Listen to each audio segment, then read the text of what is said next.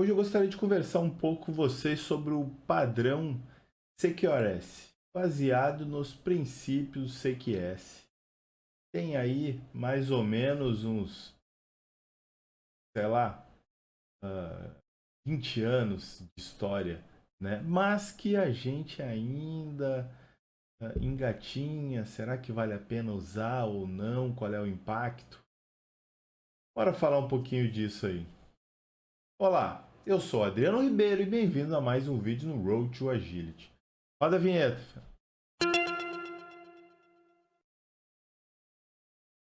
Bom, pessoal, como eu disse, o CQRS baseado no. Assim, antes de mais nada, eu não quero aqui bater de novo em cima. CQRS é apenas isso, é apenas aquilo. Não.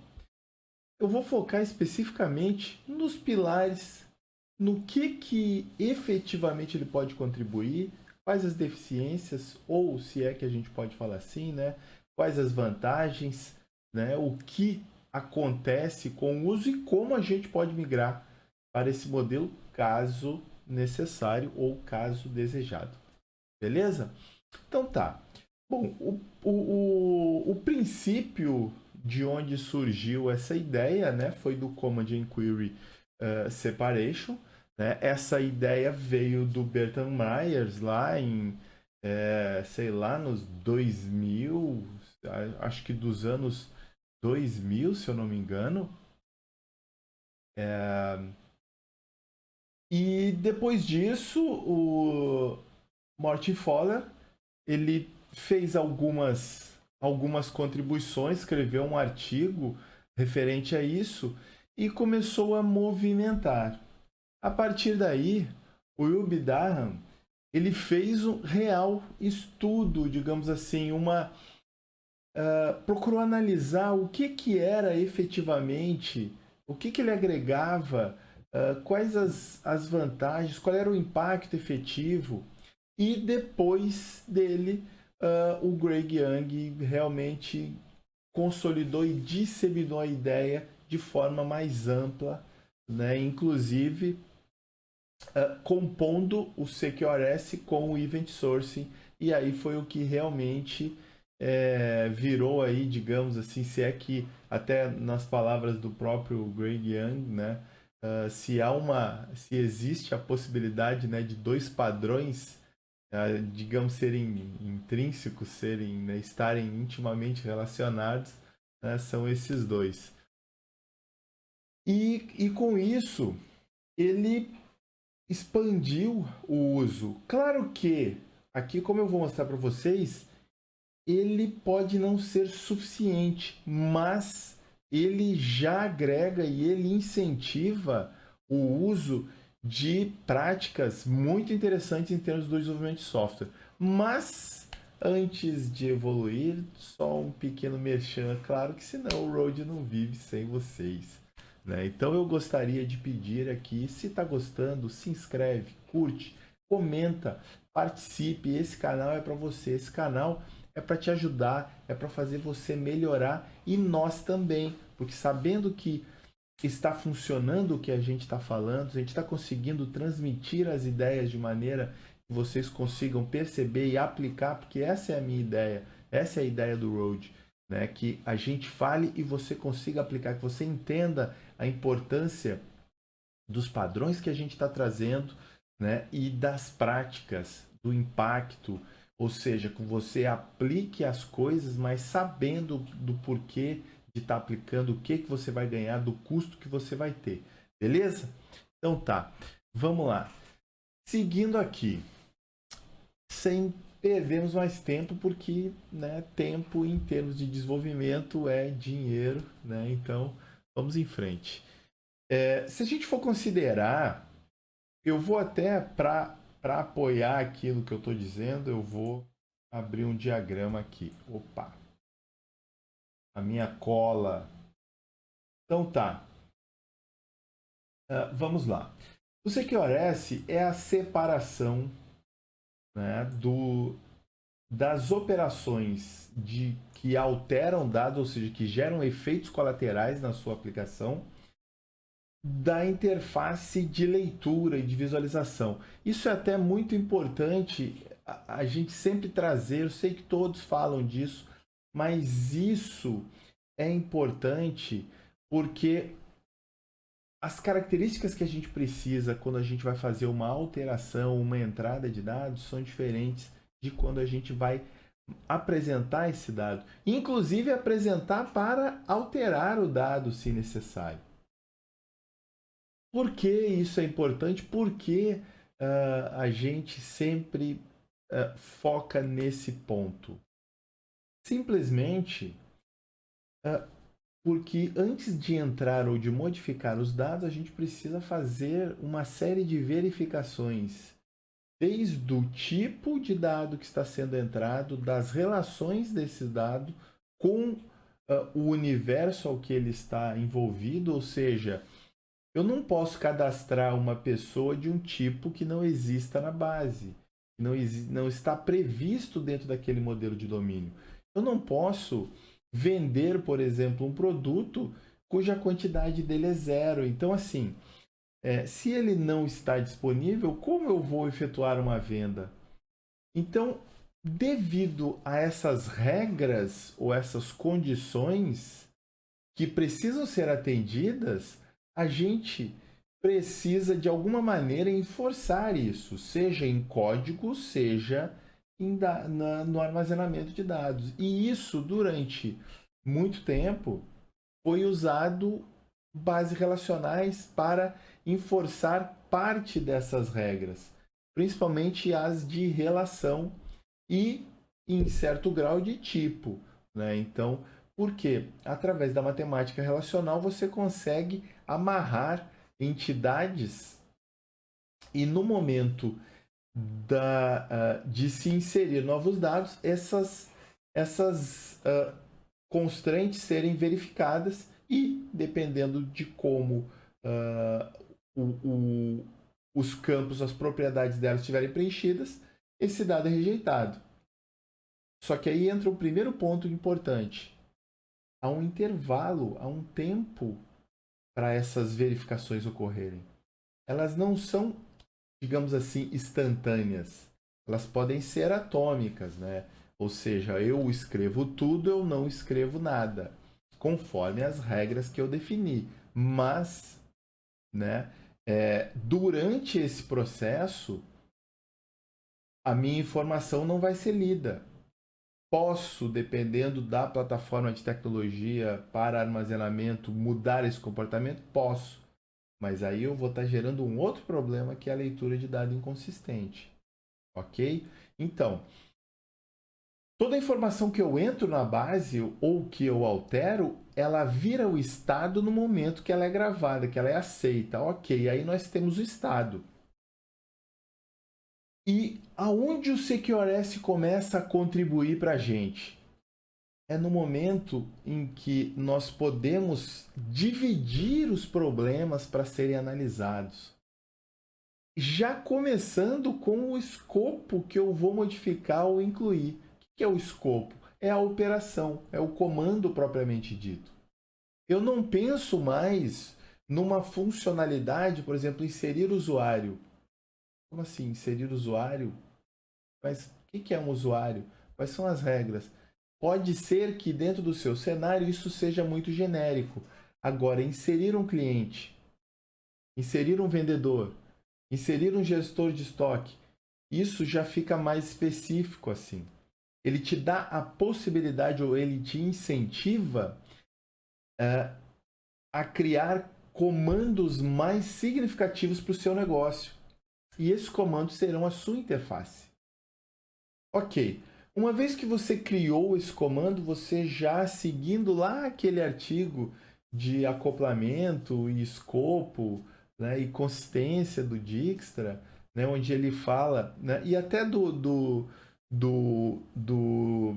David Alparnas também, onde ele fala de delimitação de escopo, a gente elimina várias coisas e pensa naquele comando especificamente e qual vai ser o efeito colateral que aquele comando vai fazer. Né? O que ele vai gerar quando ele terminar a execução dele? a gente consegue com mais clareza avaliar os passos, avaliar as entidades modificadas, e inclusive até trabalhar esse escopo de uma forma bem específica, uma vez que você tem uma definição clara da área, das propriedades, das condições, das regras, da interdependência, de tudo que tem que acontecer para que aquele comando gere o efeito colateral esperado. Ok? Mas aí tem uma coisa. Vocês viram que ele não te diz como fazer as validações, como fazer essas verificações, o que vai acontecer ali no meio, que entidade você vai usar para validar, para inserir. Ele não te fala isso. Mas não está dentro do escopo dele. O escopo dele é mais geral, em termos de organização e da criação de camadas que te possibilitem exatamente pensar nesses problemas gradativamente. Vamos agora um pouquinho para o lado da leitura, da visualização. Então tá. Inserimos os nossos dados, ou seja, ele virou o estado na nossa base, né? Como o CQRS separa as coisas, então ele precisa de um barramento, ele precisa de alguém para sincronizar esse novo estado ou publicar esse novo estado para a outra estrutura, ou seja, a estrutura que vai disponibilizar essas informações para a nossa visualização. Ok. Aí já entra um ponto aqui interessante. O nosso modelo de leitura, ele precisa ser um só? Se a gente tiver mais de um, isso é um problema? O que você acha? Vamos olhar de novo aqui para o nosso modelo de escrita, né? Ou de entrada e modificação de dados. Se eu tiver dois aqui, eu vou ter problema? Digamos que um usuário acesse o estado 1 e um usuário acesse o estado 2 e ambos estão comprando o mesmo produto. Isso aí vai ser um problema para a gente, né? Então, principalmente que a gente vai precisar agregar outras coisas para sincronizar o estado de consistência, mas não é o nosso objetivo tratar aqui nesse vídeo. Até porque senão ele vai ficar gigante e a minha ideia é fazer vídeo curto para vocês. Ó, nós já estamos com 12 minutos. Então tá. A gente, voltando aqui, uma vez que eu inseri o meu dado, o meu barramento pode publicar essa modificação. E ele pode publicar para X. O CQRS não delimita, não te restringe, não te obriga a usar modelos específicos. Ele não te obriga a desenhar ou manter compatibilidade com nada. A única coisa que você vai precisar aqui é definir que dados você vai querer sincronizar.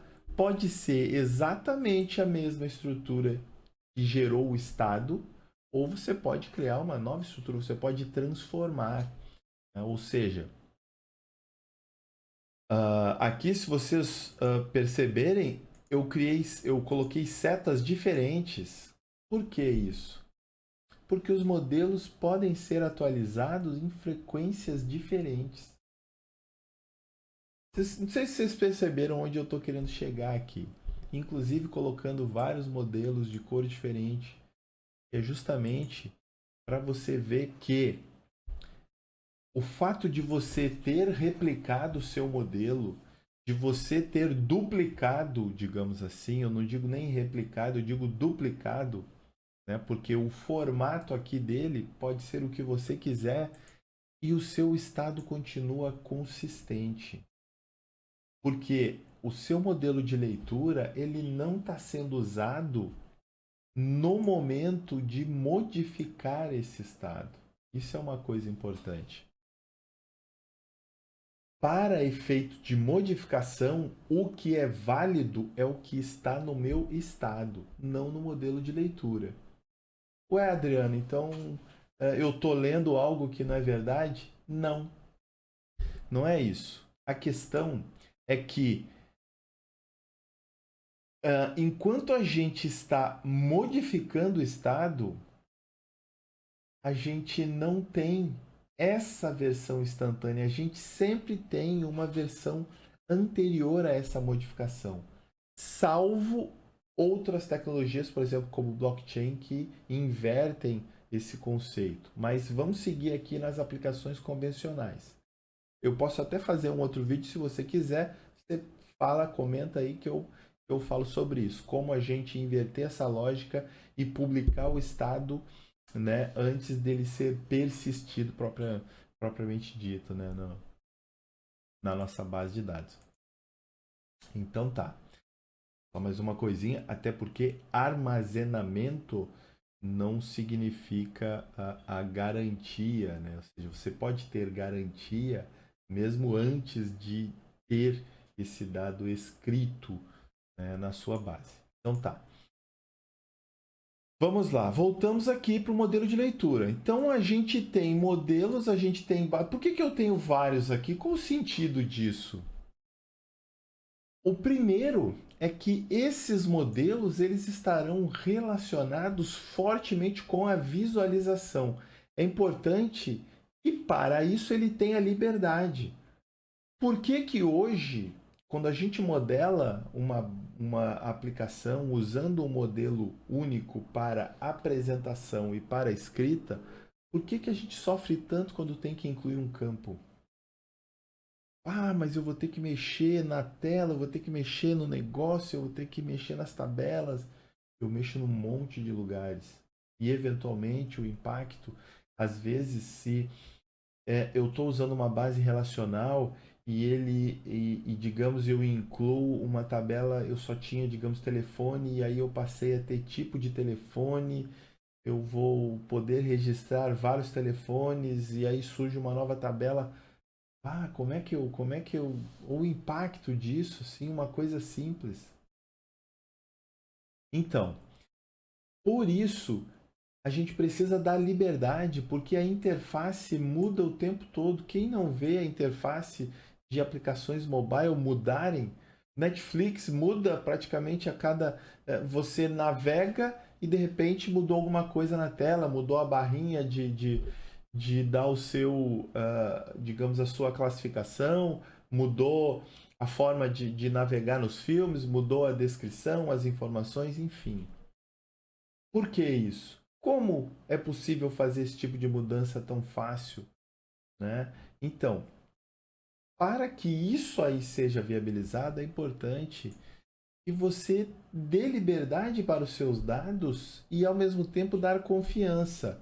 A confiança vem do quê? Do seu barramento. O seu barramento tem que garantir a entrega dessas mensagens.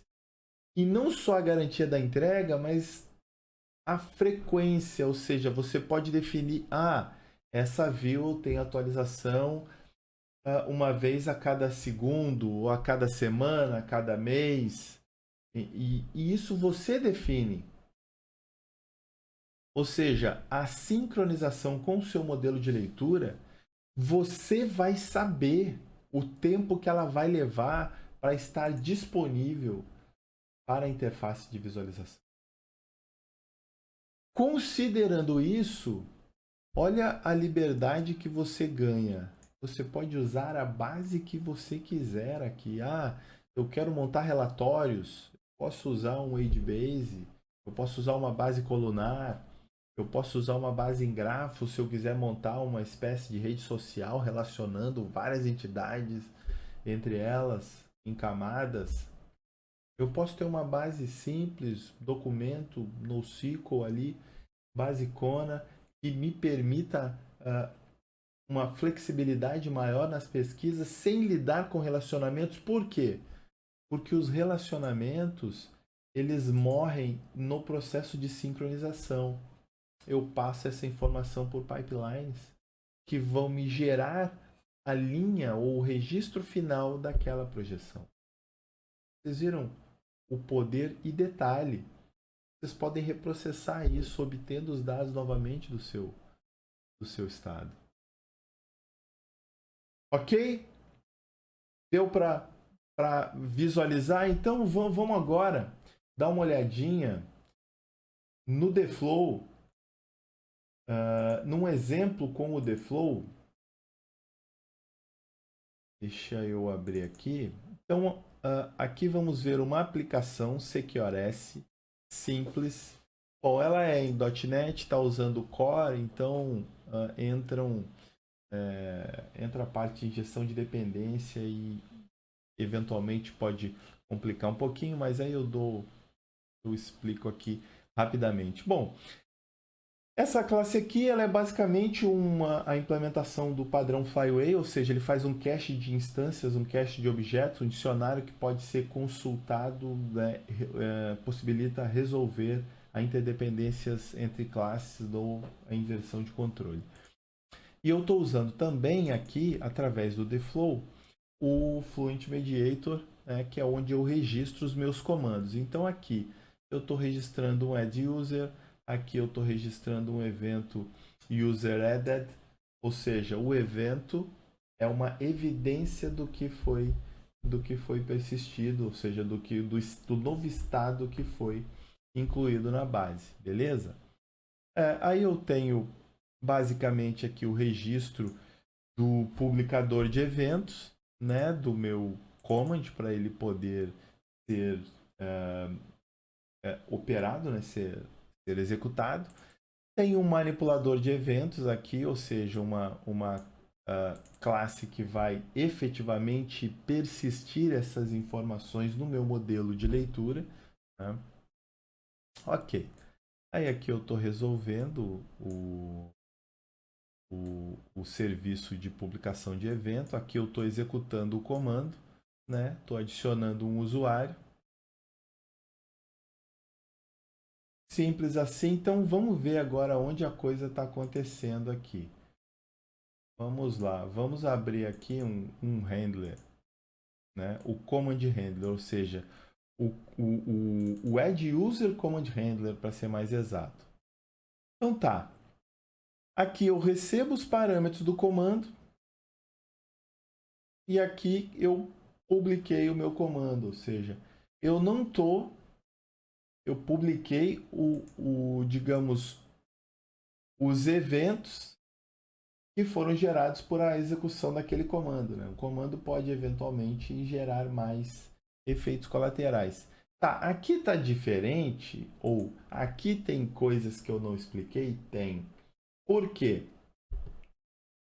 Porque o TheFlow ele é um framework que ele te dá o fundamento para você usar DDD. Né? Então é impossível você implementar um framework de DDD porque cada empresa, cada aplicação, cada negócio tem características diferentes. Mas eu isolei algumas funcionalidades e aí eu consigo acelerar um pouquinho o desenvolvimento das suas aplicações, organizando as coisas para você ligeiramente e depois você toca, inclusive para substituir os componentes se você quiser. E são totalmente desacoplados, né? Então aqui o que conecta as coisas são eventos, né? E isso é a parte interessante.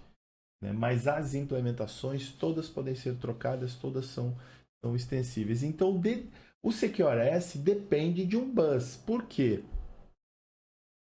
Eu já expliquei lá anteriormente que ele precisa publicar as modificações. Então tá aqui. Né? Ele recebe um publisher. Né? No caso, eu estou usando uma agregação para criar o meu usuário. Criei o usuário, tá válido, tá tudo ok? Publica o evento. Acabou, simples assim. Ah, Adriano, mas cadê a regra de negócio? Então, a regra de negócio está dentro da agregação. Mas eu poderia fazer, se eu quiser fazer dentro do comando, eu posso fazer. Né? Vocês repararam que uma coisa muito importante é que com comandos a gente já começa a enfraquecer aquela coisa de reusar serviços em contextos diferentes, ou seja, a gente já começa a ter uma noção de domínio de negócio e você pode complementar com agregação e aí sim você cria ali um domínio rico e aí você enforça, ou seja, agregação usuário eu só posso alterar dentro do contexto de cadastro de usuário. Né? Em cadastro de projeto, Eu, no máximo, recrio a agregação para associar essa agregação com o projeto e lá em projeto eu ter, por exemplo, membro de projeto, gerente de projeto, eu tenho outra visão do usuário. Então tá, mas isso é outra conversa, né, para outro vídeo. Tá, Adriano, mas e o Handler? Cadê? Como é que eu insiro no meu banco de leitura, né? Então aqui, ó, o banco de leitura, eu tô basicamente, né? Aliás, se vocês repararem, eu não incluí persistência aqui nesse exemplo de CQRS, porque a ideia era a gente ver a organização e a possibilidade, né, de desacoplamento, né, dos conceitos e ao mesmo tempo a simplicidade de se trabalhar. Então aqui, ó, até tem aqui no The Flow um exemplo com persistência que vocês podem olhar depois. Eu vou deixar o link na descrição. Então tá, aí aqui eu vou imprimir. Então vamos executar. Deixa eu ver aqui.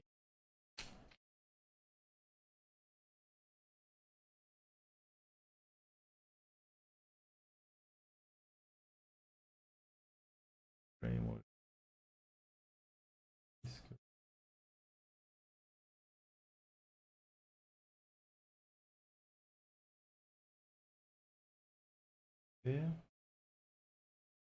Compilou.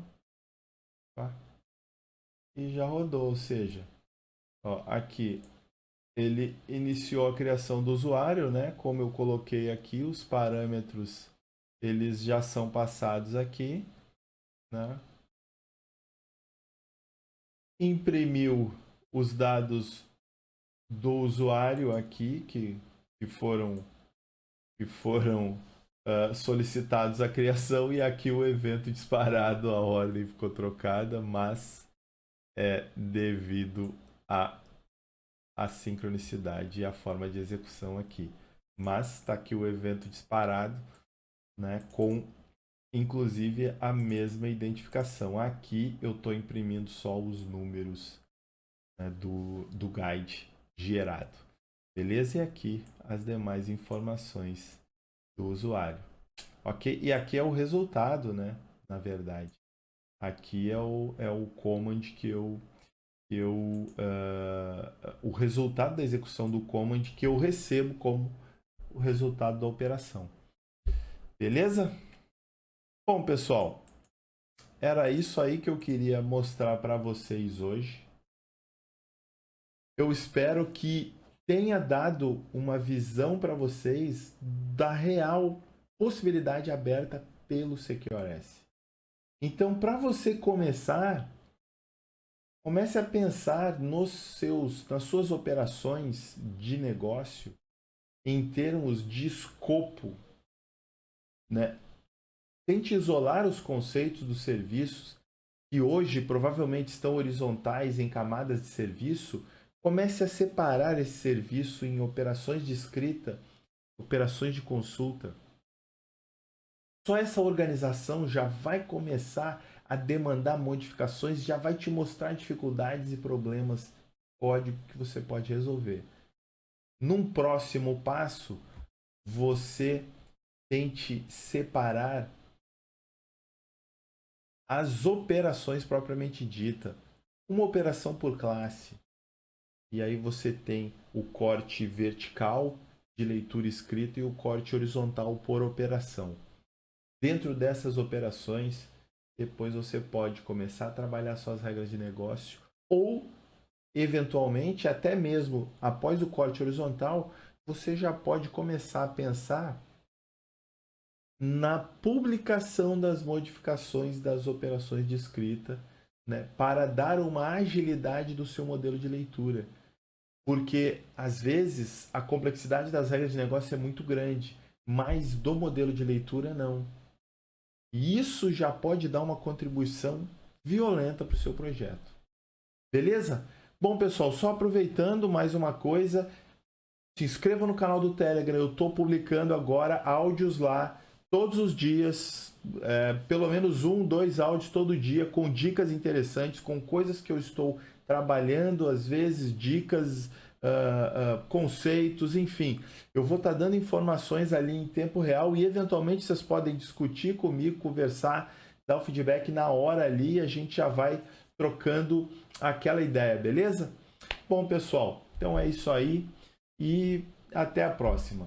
Valeu!